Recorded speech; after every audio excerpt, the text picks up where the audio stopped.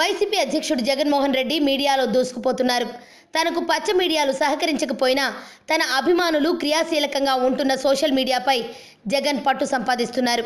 అయితే తాజాగా జగన్ ప్లీనరీలో ప్రకటించిన 9 పథకాలపై జగన్ మరో కీలక ప్రకటన చేశారు. అన్న వస్తున్నాడు, నవరత్నాలు తెస్తున్నాడు అని చాటి చెప్పాలని ఆయన ఈ సందర్భంగా పిలుపునిచ్చారు.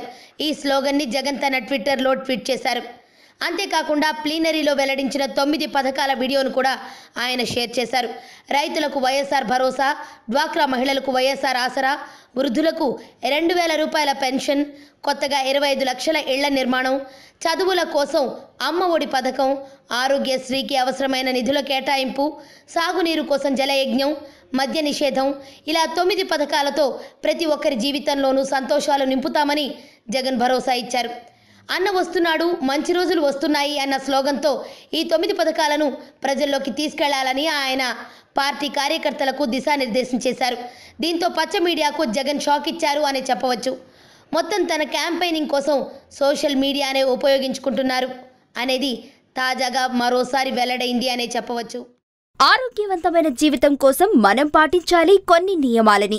చిన్ని చిట్కాలతో చింతలేని జీవితాన్ని ఎలా గడపాలి అనే దానికి వీక్షిస్తూనే ఉండండి మన ఆరోగ్యం యూట్యూబ్ ఛానల్. మరిన్ని ఆరోగ్య సూత్రాలకు సబ్స్క్రైబ్ చేసుకోండి.